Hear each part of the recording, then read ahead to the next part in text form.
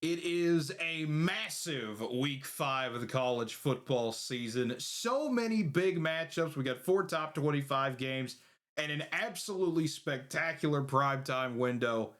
Let's just get right into this thing. I'm excited to talk about this because we've got two really fun games going on in primetime, dueling against each other. Oregon and Penn State, the massive one on NBC, top 6 matchup. The Ducks coming into Happy Valley. It is going to be a crazy environment as you expect for this one. The big question, Tyler, Andrew, you've heard me, if you've talked to me about football at any time in the last few years, I've had the same question. Can Penn State finally win that big game at home? That's really it. I don't need to add anything else. They did it one time against Ohio State a while ago. They haven't done it in forever. Penn State's a 3.5-point favorite in this game. You would think this would be the year. If Katron Allen and Nick Singleton, that amazing running back room, can get going, Penn State has the ability to win this game. I would think if Penn State is going to win this game, they have to try to slow it down and play a little bit more their style. Let Drew Aller get comfortable, all of that stuff. But the question is, can Penn State pull this thing off finally? Yeah, it has to be their year. I mean, they have a lot of guys back. They got the experienced team, starting with Alice. You get the game at home. You get to do your famous whiteout situation there on prime time. I mean, this has to be the time for Penn State. If it's not this time, I mean, when will it be? Is the real question. So, it's gonna be a fun battle here for the Big Ten, and I mean the Big Ten opener here for Penn State. So, I mean, it's gonna be big time game. And I think they do gotta give the ball, put that ball in Aller's hands, and let him carry you to victory. Here's the bad news for Penn State, guys. I think Oregon realizes they were the best team in the country for a long spurt of last year. They realize they shouldn't have let what could have been a national championship slip away, what maybe should have been in their mind. I think they're hungry this year. I think that 69-3 win over Oklahoma State showed, you know what? We don't care who it is. We face them. They deserve an absolute butt kicking. And I think Dan Lanning, of all coaches, that could handle an environment like the whiteout, knowing what's on the line for Penn State, how that environment's going to be, I think he's ready for it. I think there's anybody that could pull that type of win off, it's going to be this Oregon team. And I haven't seen much weakness in what they bring. And I don't know if I can say the same about Penn State yet. Drew Aller still has a lot to be desired, left a lot to be desired, I think, so far this season. Dante Moore clearly soaked up a lot from Dylan Gabriel and Dan Lane's coaching, sitting last season. I feel really good about Oregon in this game. Yeah, I'm intrigued to see how Dante Moore plays in this type of environment. I mean, Autzen is an incredible environment, but a whiteout at night is a little bit different deal to deal with. I think this will be a fun game though. At the end of the day, I think this will be kind of more that, it'll be a one possession game. But there's a lot of questions I have about this thing because Oregon, obviously, you could say it's Northwestern, but Northwestern's whole strategy in that game was we're going to slow this thing down to a crawl and see if we can just hammer you to death with some Big Ten West style sicko ball, for lack of a better term. My type of football, let's hold on 9 minutes at a time. Let's just run it straight at you and see if you can deal with it. And Oregon won that game fine, but there were a few drives where it looked like, okay, they haven't figured this out yet. Penn State will abuse that if they can. If they can slow things down, play more that type of style, try to drag this out, let that great defense carry them, Penn State's absolutely okay with that. But on the other hand, I like where Oregon's offense is, man. I just think Oregon is one of those teams that I've been high on them all season. I love Dan Lanning. I've talked about that how many times on this channel. I think Dan Lanning is one of those guys that you have to trust in just about any situation he could get you put in. Do I trust Franklin the same way? Absolutely not. If you've watched our Big Ten preview, we went into this a lot. I'm not a big James Franklin guy. I like Dan Lanning a lot. I want to say if this was any other type of situation, I feel like I should give the edge to Penn State. It's a night game. It's a whiteout. It's an incredible atmosphere. Penn State's got a great defense. They have an amazing run game. They have all of this going their way. But Oregon being there on the other side, there's something about this Ducks team that I like. I think Oregon goes in and finds a way to beat Penn State in the whiteout. Yeah, I'm gonna go Penn State in this one. I think the big thing that hasn't been mentioned yet is the guy that was able to slow down this Oregon offense last year is now at Penn State from Ohio State, and that's Jim Knowles. I think his defense Yeah. is that good. He's able to come in. He knows what worked last year, and as you said, Kate, I mean, he's taken over a great defense already. So I think he's able to come in here, get the help Franklin get past that. I mean, I think I'd agree with you in that case if it's still as normal coordinators, but I think Jim Knowles does make that big of a difference. So I'm gonna go Penn State here. I like the Jim Knowles angle a lot because that is a fair point. That being said, and this is no offense to Dylan Gabriel, and it may not bear fruit this year just because first time in that environment. But I do think ultimately Dante Moore is going to prove he's one of the upper echelon quarterbacks in all of college football. And I think it's sooner rather than later. So if he could perform this game, this may be that kind of moment to show, hey, you got to take Dante Moore as a legit top guy. So this is why I'm glad we have Andrew on the show. It's always good to get an outside. How many times, Tyler, have we done this show and like we get 7 picks in and we've agreed on everything? This is why we have Andrew here to bring that outsider perspective. But we'll I see. mean, we wind up agreeing, but we have disagreements along the way of the agreement, if that makes sense. Yeah, we have disagreements about why we agree. What a fantastic sentence there to have. What a great problem to have on this show. But we've got to get going to Alabama and Georgia because this is a game that how many times have we seen Georgia under Kirby Smart get beaten by Alabama? They've had an Alabama problem. And for a long time, that's not a problem. Everybody loses to Nick Saban. That wasn't the case last year. That's a game that Georgia should have won. Alabama comes back, finds a way, holds on for dear life. Ryan Williams, who was only 17 years old at that time, by the way, now he's 18. Be prepared to hear that a lot again on the broadcast. That's definitely not annoying at all. But only 18? it's what we've heard. It's what we've been told. It's big news. Yeah. It's what we've been told, Tyler. It's a big deal. He's only 18. He was only 17 last year.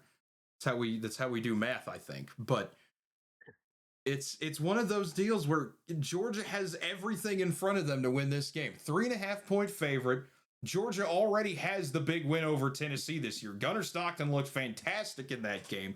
Georgia looked like Georgia at points in this game, where that game against Tennessee, where they just came in, maul your opponent to death, let the defense do its job, and just come out and dominate. That's the Georgia we've expected in the 2020s. They had moments against Tennessee where they looked like that. They also had some moments where they got spread out. Tennessee, that high tempo they play with, they were able to sling it on Georgia's secondary. And that's the thing that concerns me a little bit in this game because Alabama obviously has great receivers in Williams and Bernard. They have the ability to give Georgia issues there. The question, I think, really comes down to Ty Simpson at the end of the day. Can he go on the road and play like he needs to in that type of environment to beat a great defense that Georgia has? It's gonna be interesting. I think these two teams, like you said, Kate, we've seen them battle through the days of the old Alabama, and obviously it's different now. And I think you've seen the struggles from Bama since Nick Saban left, and I think that's where Georgia's gonna be too much for Alabama. Getting this game in Georgia, to come in at 3.5-point favorites. I think they get the job done there, and I think Georgia takes care of business from start to finish in this one. You know what the hot take of the week is here? I don't think Georgia's defense is as good as everybody thinks it is. Tennessee was tearing it up. Joey Aguilar, I was told since he was at Appalachian State is not actually that good of a quarterback, was absolutely slinging it all over the place against this defense. Yeah, they had a couple turnovers. You know, Tennessee kind of choked that one away. But I think Ty Simpson, we talked about that with Dante Moore. I think this could be an opportunity for him to really come out and show what he's about. Now, when you look at the talent factor, is Georgia probably a little bit more stacked? I would give him that edge. But if there's ever a time for Kalen DeBoer to have that signature win to show, hey, you know what? Alabama's going to be okay. Everybody stop your crying, stop your whining. It'd be a really good time to get one right here. It would be. I mean, this feels also though, if you're Kirby Smart, like if you can't beat this Alabama team, when are you ever going to beat out? How bad would Alabama have to be for Kirby Smart to be able to finally get over that hump and beat them? Type of deal. Everything is stacked in your favor. You know the blueprint allegedly to beat Alabama if it hasn't changed since that Florida State loss. You know how to beat them. We talked about that then. We've talked about it last year a lot because it's the same thing. If you could run the ball well, shorten the game a bit, that's how Alabama has been beaten under Kalen DeBoer. Georgia has the potential to do that. We know that they can. And your point about the defense, Tyler, I get it. I think Tennessee's offense is just that good. I think Tennessee's just an offense that's going to give everyone problems. I don't think that's a Georgia specific issue at the end of the day. I like Georgia to win this game. I like Georgia to cover in this one. I think this is the Dogs' day once again.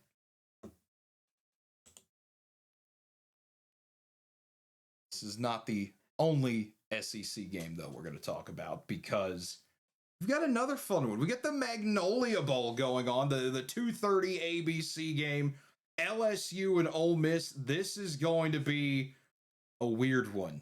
And you know why? Look at that ESPN matchup predictor.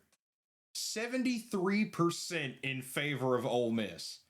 That's a little weird. LSU opened as a favorite. All the money's starting to go to Ole Miss now. A lot of people believe the Rebs could pull off this big one. And why is that? Well, it's a little guy, not even a little guy, a little story of a guy named Trinidad Chambliss. Comes in from Ferris State, Division II Ferris State, Division II champion Ferris State for a while, and has just absolutely lit it up the past few weeks. Came in for the injured Austin Simmons and has just not looked back since then.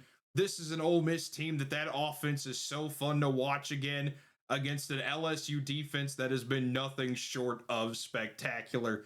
Is this the day Garrett Nussmeier can truly really get rolling? Not to say he's played bad or anything, but if this is the day he can really air it out against an Ole Miss defense that at times has looked good this year, and you look at the game against Arkansas where didn't play up to their potential, but Arkansas might just be a really good offense in and of itself. There'll be some issues here. We'll see if Caden Durham plays. I think he's listed as questionable as of the last, we're recording this Wednesday night. So we'll see how that situation improves or devolves over time.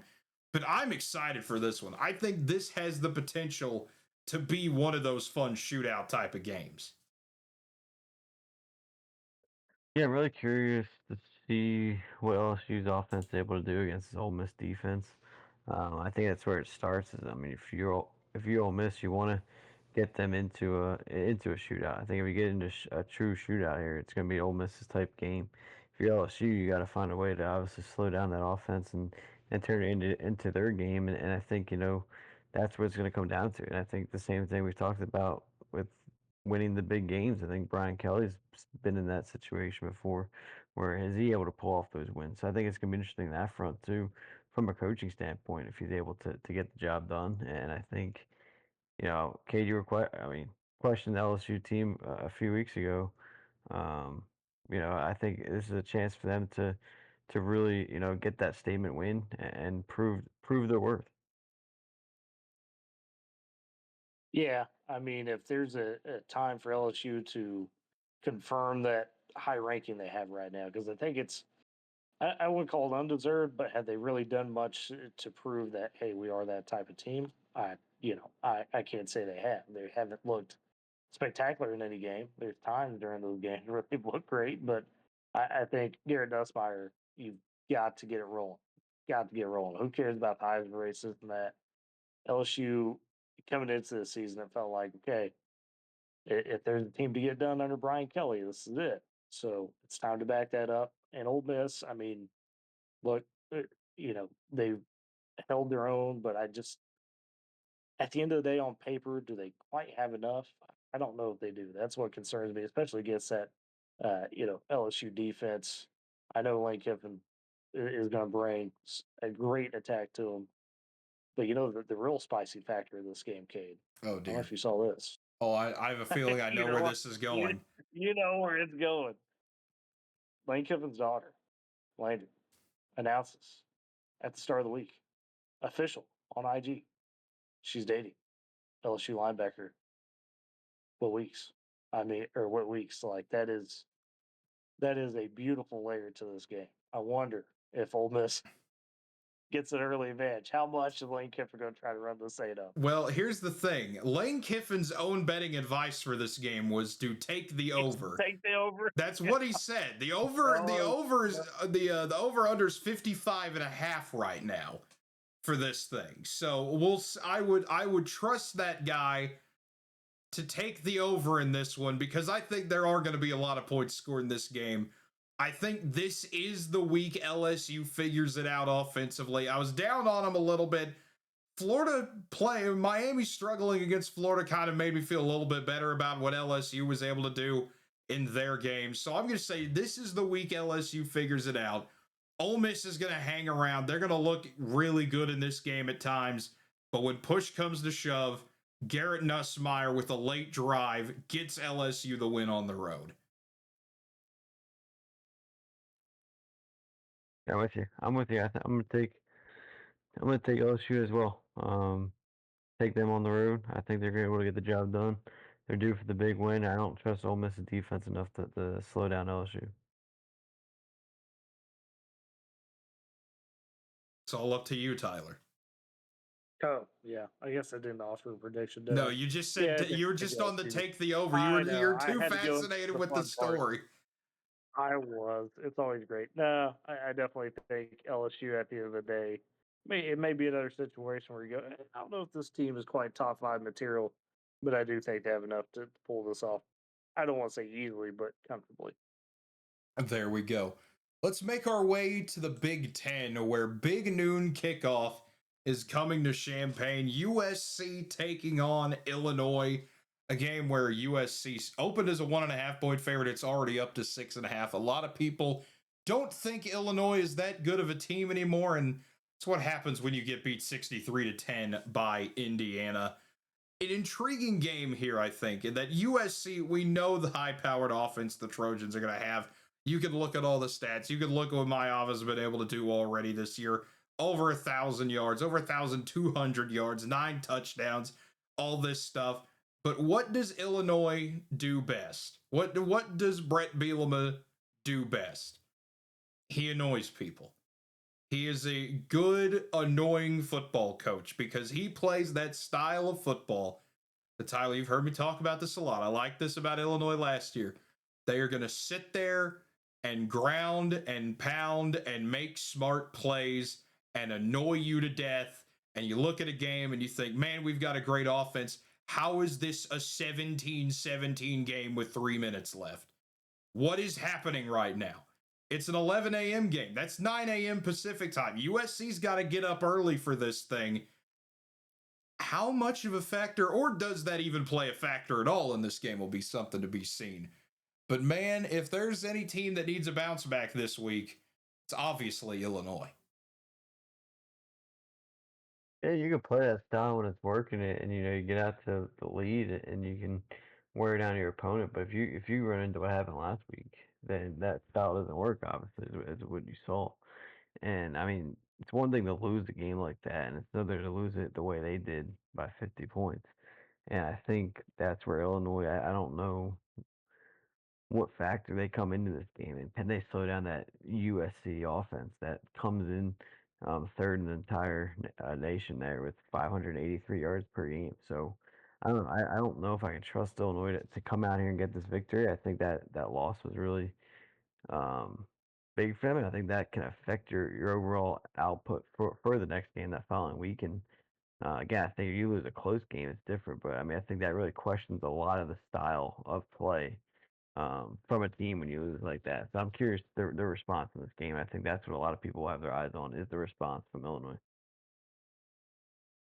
Yeah, the response is going to be huge, but I also think quietly, despite all the noise, in the off season, fine bombs ripping them, I think Lincoln Riley may have, found it again a little bit. We'll see. This is going to be that big test, obviously, but I think USC might be on its way back in this one.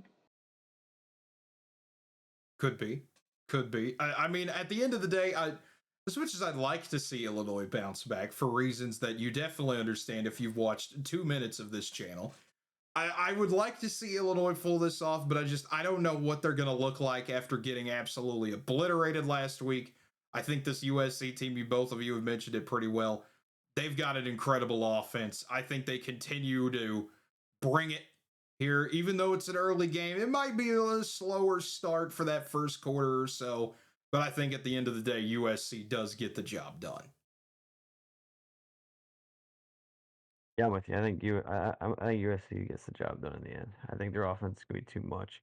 I think you might, like you said earlier, Kate, the slow start, maybe because of the time change, but when it's all said and done, by the fourth quarter, I think they get things rolling, and that offense is way too much for Illinois' defense.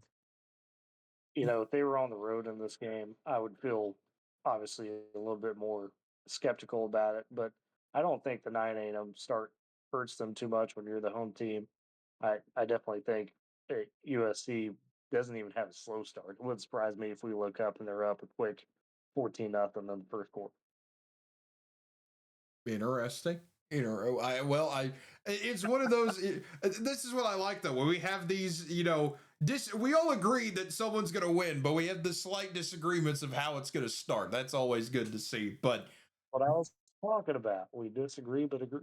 Yeah, we disagree, but we agree. But those are the big games this week. We make our way to best of the rest, and again, we're not going to talk about every single good game because this would be a 2.5 hour video. Y'all would want to kill me because I'd want to talk about some group of 5 game no one's going to care about, unfortunately. But Auburn and Texas A&M, 2:30 on ESPN. Auburn wants to bounce back after they believe they got robbed in Norman. Texas A&M coming off the massive win over Notre Dame, had the bye week. Now they've got an opportunity to prove themselves once again. It's going to come down to an interesting battle. Can Texas A&M stop the rushing attack of Auburn, or does Jackson Arnold get unleashed in this one? And we have a fun dual threat battle of Arnold versus Marcel Reed. Yeah, I think that bye week after the big win, 4 a.m. helps them kind of stay locked in. You don't get overly emotional from that win. You have a kind of a week to relax, regroup, get healthy again. And I think A&M comes out full force in this game, jumps out early in this one, takes control, and wins this one over Auburn. Man, can't believe I agree with Andrew like this because I think, unfortunately for Auburn, you come off that battering, and again, we talked about it in the recap where credit to Jackson Arnold for playing the way he did despite all the pressure. But I think that game spent some energy, right? I mean, you cannot be 100% on offense after taking a walloping like that. And I think, unfortunately for Auburn, that's going to show in this game probably at some point, especially with Texas A&M getting that bye week. They're going to be rested up. They're going to be hungry. They're going to see what OU's front did to Jackson Arnold and basically going to tell the Auburn offense, hey, we're going to take away everything. If you beat us, it's because Jackson Arnold made the throws, and he wasn't able to do it against Oklahoma. There are opportunities there to do it, and he didn't quite do it. Yeah, I think this has the potential to be a shootout type of game. A&M's defense, it's had its moments this season where it doesn't really look that good. I expect this to be a fun one. A&M 6.5 point favorite in this one. I think that's about right. I like A&M to win this one by, I would say a touchdown would be fair enough. Also, didn't mention it in the recap, so I'll mention it here. Cam Coleman's going to make another crazy catch in this game. That dude is phenomenal. He terrifies me a lot more than Jackson Arnold does. But Auburn will have a fun one offensively. So will Texas A&M. Texas A&M gets the job done at home. Aggies are 4-0. We've talked about Texas A&M and Auburn. But have we talked about the other terrifying game on Peacock? Because Kinnick Stadium is where dreams go to die. You get bored to death. The pink locker room, all the whatever you want to talk about with Iowa City. Indiana has to go to Iowa. This is a game that Indiana's a 7.5 point favorite in. And you're thinking, Cade, why are we putting this on best of the rest? Look at the matchup predictor. Look at all this. That is because Iowa does this to people. They lull you into that false sense of security. They think there's no way in the world Indiana's going to go lose to this Iowa team that possibly may still not have that great of an offense. But Iowa beat Rutgers last week 38-28. I'd say that's pretty good offensive numbers, putting up 38 points. They blew out UMass. That's what you're supposed to do. This could be one of those weird games of the day, and not that many people are going to know what channel it's on because it's not on a channel, it's on a streaming service. This has the potential to get weird, as games often do with Kinnick. Yeah, it has the potential to, but I don't think you can trust that Iowa offense. And I think that's where they're going to run into continued problems. As Indiana offense is on another level right now to start the season, and I think this is the real first big test offensively Iowa's going to face. I think Indiana's going to get the best of them and able to take control in this game. I think Indiana goes on the road and still able to show, what they showed last week against Illinois. I think they're able to do so against Iowa as well. I'll take Indiana. Wouldn't be surprised by a double-digit win here by Indiana. You know, when you look at this matchup, I get where you're coming from, Cade, because I think at the end of the day, this is a classic trap game, right? Indiana goes and blows out Illinois, put up 63 points. Everybody thinks you're the greatest offense in sliced bread, at least in that area. Like you said, this is the type of moment where Iowa's going to sneak up on you. They're going to expose some things. They're going to clamp you down. And I don't think Indiana's necessarily in danger of losing this game, but it would not surprise me if Iowa covers that spread. It would not surprise me at all. We look up, like I said, late in this game and say, what's going on? Because it could be a 17-14 kind of affair. But I still think Indiana, if they're who they think they are, should be able to take care of this game. And that's where my whole line of thinking this comes from. This just screams something odd should happen in this game. I think if it was how many times have we seen this happen though, where a team gets that massive win, you got to turn around next week, go somewhere that's known for having a bit of an uncomfortable environment where a lot of upsets happen, and then it happens. And it feels very textbook. This is, like you said, Tyler, this is a textbook trap game scenario that's being set up in front of Indiana. I think Indiana's just a good enough a team that this doesn't bother them as much. I think they come in and win this game, but I think this is going to be one where you look at it halftime and go, hey, this is a competitive game. Let me get to Peacock, I guess, and put this thing up on the second screen if I've got one. Let's see what Iowa does in this second half. And then they do nothing because they don't have an offense, and Indiana starts pulling away. But I think this one is one of those competitive for a half, makes you stop and think about it for a moment. And maybe that's the big victory for Iowa at the end of the day. They made people think about Iowa for a moment.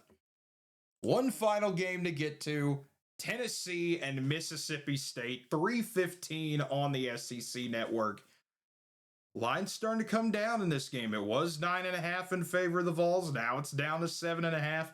Mississippi State, SEC opener for the Bulldogs, 4-0 is Mississippi State. They're already doing better than I thought they would this year. I'll be the first to say that. I didn't think they'd win 4 games this year, but here they are. Tennessee, 3-1, trying to get SEC win number 1 on the season. There's a potential that a lot of points are scored in this game. These are 2 fun, offensive-minded coaches in Josh Heupel and Jeff Lebby. They're going to do everything they can to drop 50 on you. We might have a first to 40-something in this one because Tennessee's offense, we know how high-powered it is.